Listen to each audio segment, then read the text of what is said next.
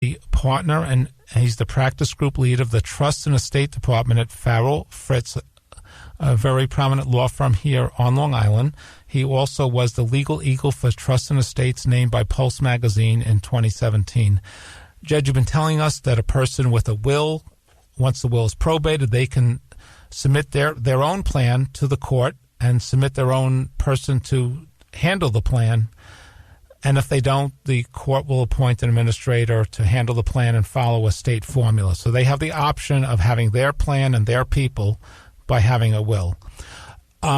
If someone does have a will, and the original will we talked about, everyone should not touch it in any way, should not mark it, cross it out, because the court won't know who did it.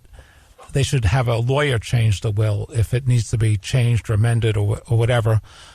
Should a will be kept in a safe deposit box, or are there reasons why perhaps it should not? It's a great question, and it's not a good idea to keep it in a safe deposit box because safe deposit boxes can be sealed. Once a bank finds out that a person has died, they typically seal the box. Now, there's a procedure that you can file a petition in surrogate's court to have the box open, but who the heck wants to pay a lawyer to go ahead and do that? And also take time. It takes time, yeah. So you might want to discuss with your lawyer when you do sign a will who's going to hold on to the will and, who might keep copies for various reasons. In most cases, Ken, the lawyer who drafts it keeps it, and one reason for that is if the testate, that's the fancy word we use to call a person whose will it is, has it, if it can't be found at the time of death for whatever reason, the law presumes that the person actually revoked it. So you really want to keep it safe, but a safe deposit box is not there. And you want to let the people named in the will know who has the original will. Absolutely. And whoever's handling the estate may need a lawyer to do some things, may need an accountant, may need a real estate broker. How is that? Is that authority given in a will, or is the testator or the executrix have the power to hire those people? It's a good question.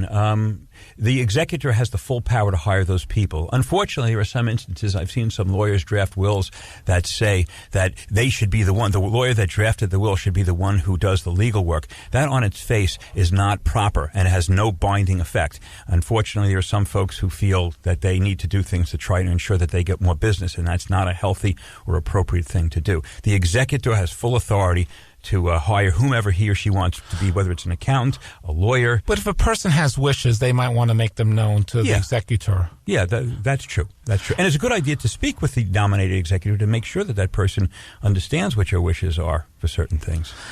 And again, now, there can be tax consequences. We hear the talk about estate tax, and estate tax may be reduced or eliminated. But right now, does a middle-class person, say with a house and an IRA and a few bank accounts, have to worry about an estate tax? The answer is no, because of changes in the law. When I started in this line of work 30 years ago, the federal estate tax exemption, that's the amount that could pass free of tax, was $600,000, and New York was like $102,000. Now the federal exemption is effectively with a married couple, $11 million. And New York is technically, it's if you plan things right, you can get $11 million as well. But really, it's technically $5,250,000 for people dying now. In 2019, it'll become $5.5 million in New York. So, but the answer is we're talking about numbers here that are significant compared to most regular folk. So most regular folk really don't have to worry about estate taxes anymore. And if they are not regular folk and they have assets and they want to minimize the taxation, they can see someone like you. Yeah, I do a lot of that kind of work. It's a good portion of what I do.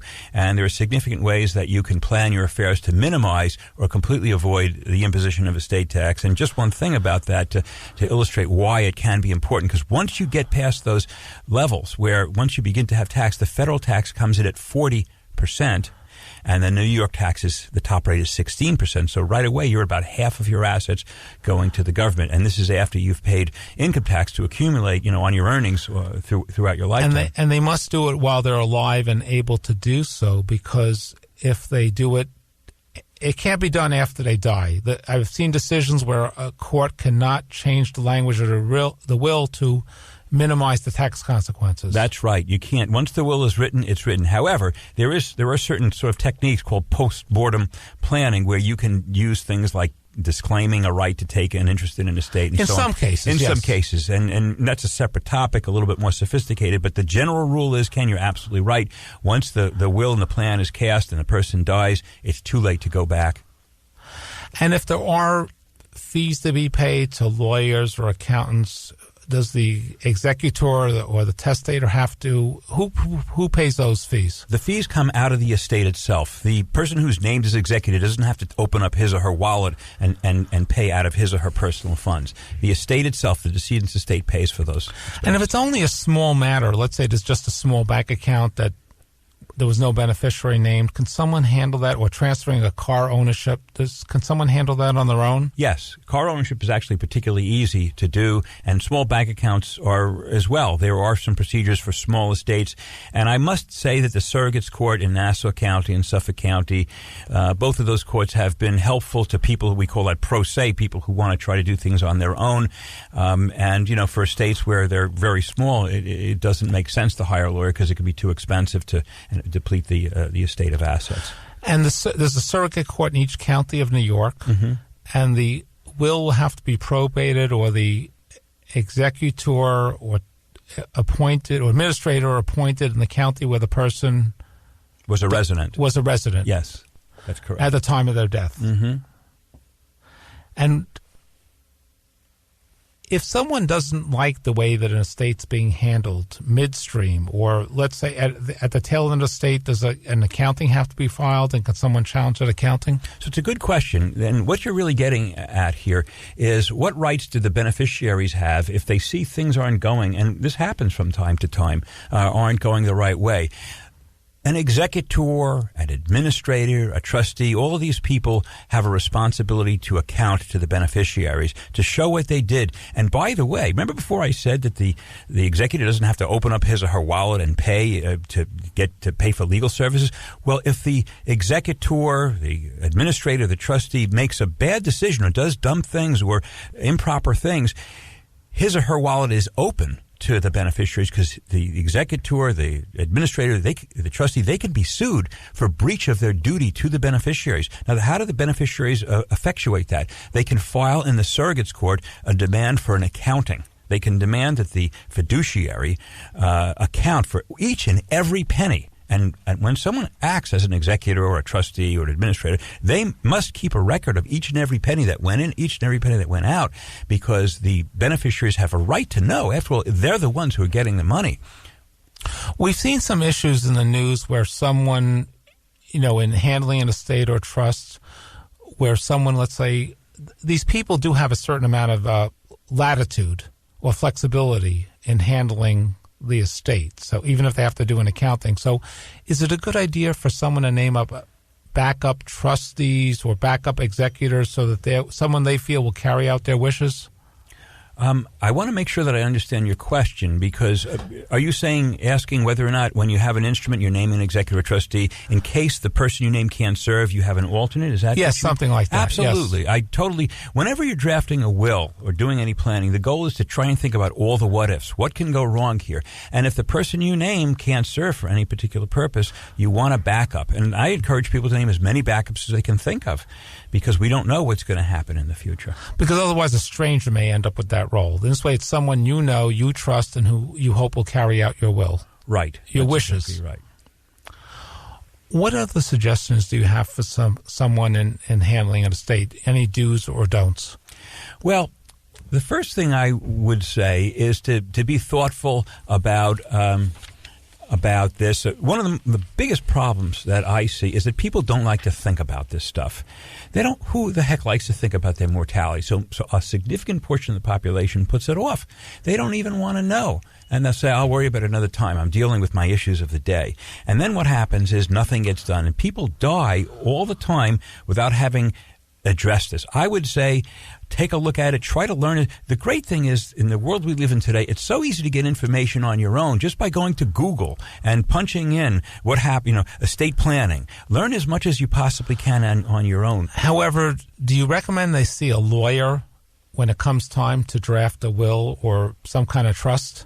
Of course I do. I think that, a lawyer is especially one who specializes in estate work, is really critical.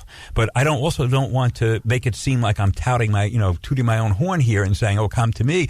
The fact is, I also believe, like, Cy Sims said, an educated consumer is the best customer. And the fact is, education is the way to go here. But at the end of the day, you really do need a lawyer to draft a will, a trust, and to take care of your planning. And by the way, a lawyer should also look for low-cost ways to effectuate your goals. So, for example, if you have significant assets, you wanted to pass to your, let's say, 4 kids in equal shares, you could have a registration on an account which is pay on death directly to them and avoid going through probate and so on. Now, I don't think that that's always something that you should do all the time, because in certain instances that's actually not a good thing. It's one option, and there may be tax consequences. Yeah. But the will or trust is not something they should use a form over the internet. They should have a New York lawyer, assuming they're in New York, right, draw it up based on their situation. Absolutely. And as we move into the world of computer-oriented transactions, there are more and more people pushing these things. And you also mentioned that a person doesn't want to think about this. They could become incompetent and not capable of signing a will and still be alive. So they want to do it before there's an adverse health event, which makes them unable to knowingly sign a will. Absolutely. And that could always be one of the grounds for challenging it. And that's why people even videotape the signing. Yeah, although that's generally not a good idea because that opens up more problems. Right. But they still have to be competent when they sign Absolutely. it. I wish we had some more time. And what you've ever heard is presented as information only. You must get advice about wills or estates or trusts from your own lawyer or financial expert. You've been listening to Jed Albert with the law firm of Farrell, Fritz in Uniondale, talking to you about estates, and he's also involved in trust and estates. You've been listening to Law You Should Know here on 90.3 WHPC and also over the internet at ncc.edu/WHPC. And this program and many others, you can find a podcast by searching WHPC on iTunes. Please join us next week at the same time for another program on Law You Should Know.